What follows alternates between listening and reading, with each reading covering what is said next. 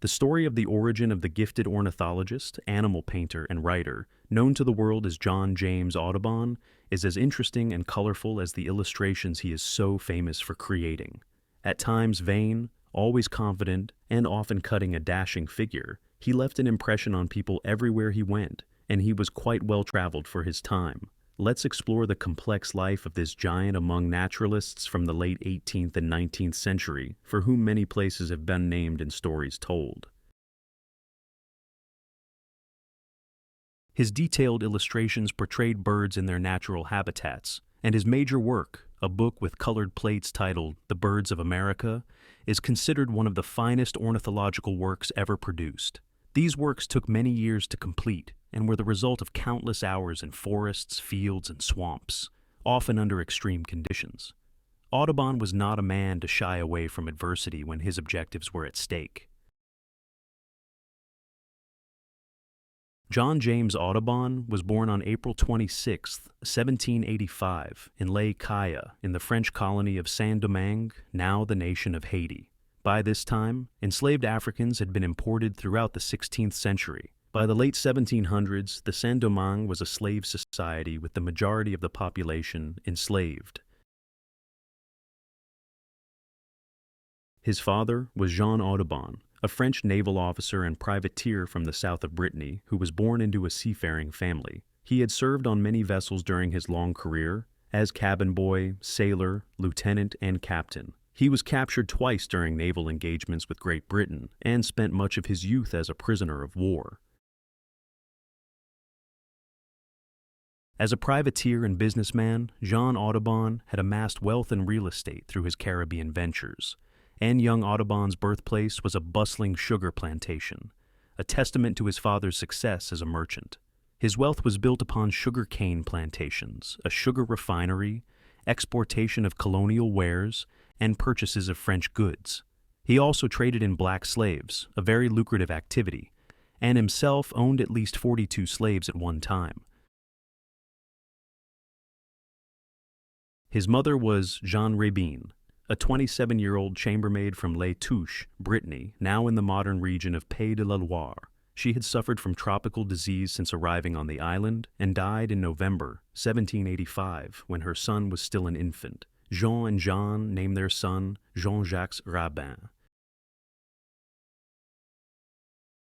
Although not mentioned by name, his date of birth was recorded as part of a bill or invoice of Dr. Sanson of Les Cayes, who treated John Audubon's slaves and employees at the plantation and assisted at young Audubon's birth. The bill was paid by Jean Audubon in June 1787, and that document is still in possession of the Audubon family in France.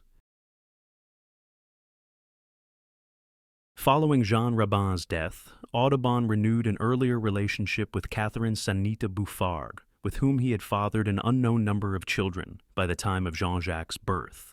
Bouffard was his mixed-race housekeeper, who was described as quadroon, meaning she was three-quarters European. Bouffard took care of the infant boy Jean-Jacques, and had another daughter with Jean Audubon after Jean-Jacques' birth, named Muguet. A slave rebellion in 1788 convinced John Audubon to sell his holdings in Les Cayes and return to France. He arranged for Jean-Jacques to be transported to France that year, and Muguet followed in 1791. The rebellion was ultimately successful, and Haiti declared independence from France in 1804. On his way back to France in 1789, Jean Audubon acquired a 284-acre farm 20 miles from Philadelphia. He purchased the property as an investment, never intending to live there, and promptly leased the farm back to the previous owners.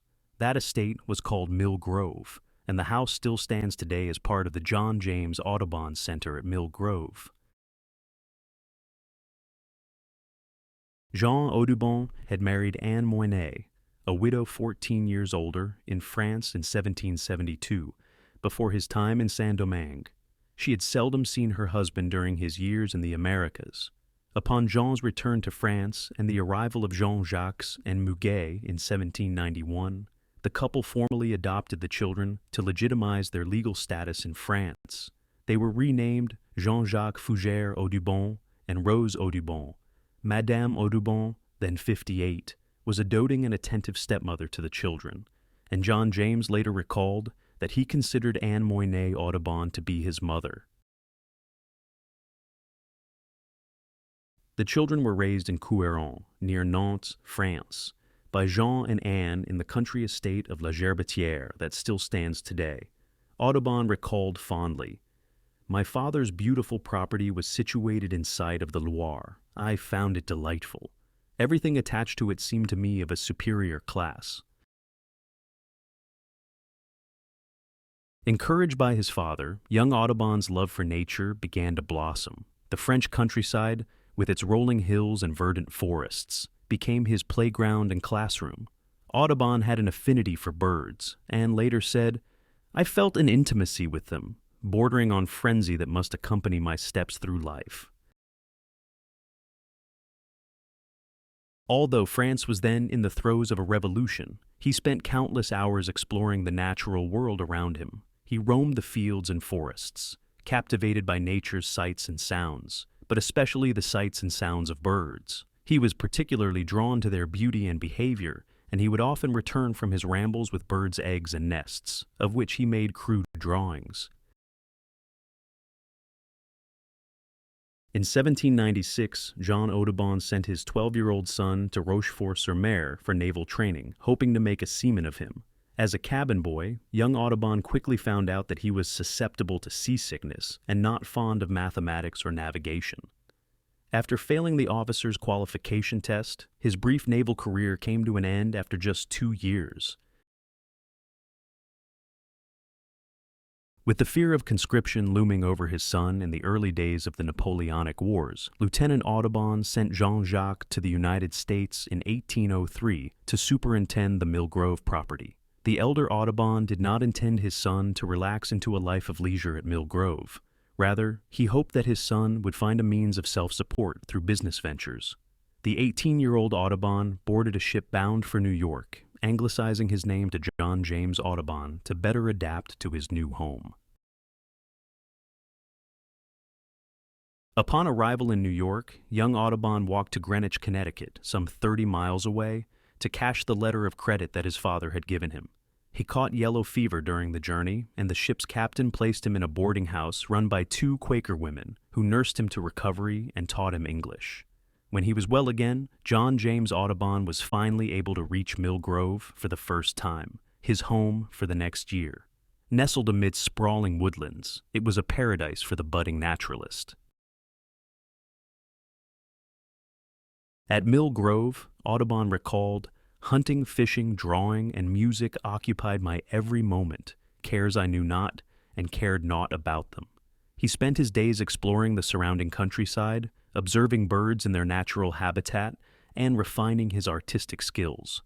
Mill Grove became Audubon's first laboratory of ornithological study. Soon after Audubon arrived, William Thomas, the tenant, called his attention to the Lido ore deposits, which he thought had been discovered in 1791. Ore from the mine had reportedly provided raw materials for American bullets during the Revolutionary War. The younger Audubon promptly reported this to his father in France. In the summer of 1803, a young Frenchman from Nantes named Francis d'Acosta was sent by Jean Audubon to oversee the Mill Grove property. Acting upon the senior Audubon's request, he also assumed a sort of guardianship over John James when he arrived. This guardianship arrangement would turn out to be an irritant to young Audubon's time at Mill Grove. D'Acosta began to dig for ore in 1804. News of his enterprise spread rapidly, and this long-neglected mine was heralded in the newspapers as one of the first discoveries yet made in the United States. On December 15, 1804, D'Acosta purchased a 1/2 undivided interest in the Mill Grove mine, and for about 2 years, he continued to conduct the farm and develop the mine based on his 1/2 interest.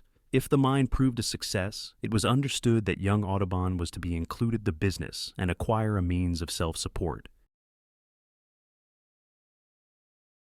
D'Acosta continually requested funds from the senior Audubon to support the mining operation, and when Audubon could not supply the needed amount, His friend and wealthy merchant of Nantes, Claude François Rosier, invested 16,000 francs and took a mortgage of half the value of the estate. By the fall of 1804, John James Audubon had made the acquaintance of the William Bakewell family at nearby Fatland Ford estate. Audubon initially had no interest in meeting his new neighbors, mainly because he expressed prejudice against anyone from England, where the Bakewells had previously lived. His father had fought the English Navy and numerous English privateers over his lifetime, and himself was not fond of Englishmen. Audubon eventually befriended the family after he met Master Bakewell, while out hunting grouse in autumn 1804. During the first time Audubon visited the Bakewell's house, he met his future wife Lucy while waiting for Master Bakewell to return from a hunting trip. It was apparently love at first sight. Their courtship began shortly after, with John James Audubon visiting Fatland Ford often. Bakewell frequently tutored John James in English. In exchange, John James taught Bakewell to speak French. The couple were soon engaged to be married. From early December 1704 to several weeks after Christmas, Audubon lived with the Bakewells at Fatland Farm because he had become very sick from an abscess, and they were able to take care of him while he was confined to bed. Soon, Audubon became good friends with Lucy's brother William, and the two young men wandered the nearby hillsides together. Unbeknownst to young Audubon, his father opposed the marriage when he was informed of it. In a letter written to Da Costa sometime around early 1805, Jean Audubon wrote, "My son speaks to me about his marriage. If you would have the kindness to inform me about his intended, as well as about her parents, their manners, their conduct, their means, and why they are in that country, whether it was in consequence of misfortune that they left Europe, you will be doing me a signal service, and I beg you, moreover, to oppose this marriage until I may give my consent to it. Tell these good people that my son is not at all rich, and that I can give him nothing if he marries in this condition." Young Audubon held little regard for his mentor Da Costa and described him very negatively. Audubon stated, "This fellow was intended to teach me mineralogy and mining engineering, but, in fact, knew nothing of either. Besides which, he was a covetous wretch, who did all he could to ruin my father, and indeed swindled both of us to a large amount. A greater scoundrel than Da Costa never probably existed, but peace be with his soul." Audubon decided to expose these thoughts about Da Costa to his father in person. Da Costa had in fact objected to his proposed marriage to Lucy Bakewell under the direction of the senior Audubon, and then cut off his stipend when he rebelled. Audubon was thoroughly angry by then, and was determined to return to France to make his plea before his father, in person. He walked to Philadelphia to find Da Costa, and to demand the money necessary to take him to Nantes. He was given what was supposedly a letter of credit to a Mr. Coleman. When he returned with the letter to Mill Grove, he then started on foot for New York, where he arrived on the evening of the third day. While there, he stayed at the house of Mrs. Palmer, a lady of excellent qualities, as young Audubon said, who kindly received him. Audubon called promptly upon Benjamin Bakewell, for whom he was the bearer of a letter from his brother, William Bakewell, of Fatland Ford. Instead of an order for money, Cowman's letter, he said, contained only the advice that its bearer be arrested and shipped to Canton. Perplexed and bewildered beyond endurance, Audubon said that for the first time he felt the call of murder in his blood, and his outraged feelings were not assuaged until his landlady, to whom he had opened his heart, and Mr. Bakewell had come to his aid. Having secured from Bakewell the funds necessary, he purchased passage with the ship Hope, which was then about to sail directly to Nantes. The ship left port around January 30th and arrived around February 18th. His parents, uninformed of his plan, were quite surprised by his sudden return. Audubon spent a year in the lap of comfort at Nantes and in the quiet of La Gerbetière, where he hunted birds and collected objects of natural history of every sort as he had in his childhood years. Audubon found friendship with a young man named Dr. Charles Marie d'Orbigny, who, with his young wife and infant son, was then living near La Gerbetière. The doctor, he said, was a good fisherman, a good hunter, and fond of all objects in nature. Together, we searched the woods, the fields, and the banks of the Loire, procuring every bird we could, and I made drawings of every one of them. Very bad, to be sure, but still they were of assistance to me.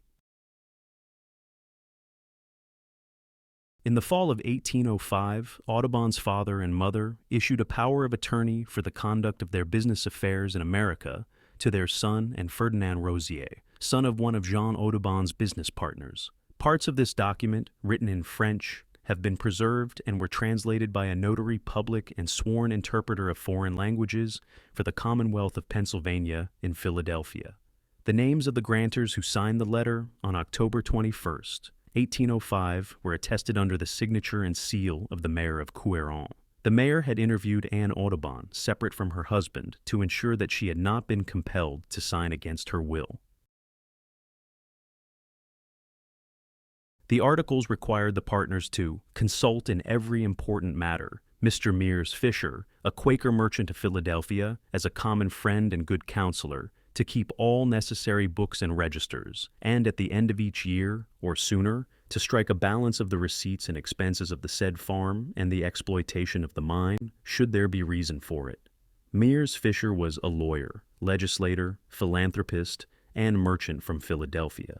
He was imprisoned and exiled during the Revolutionary War because of his Quaker beliefs, and after the war served in the Pennsylvania House of Representatives.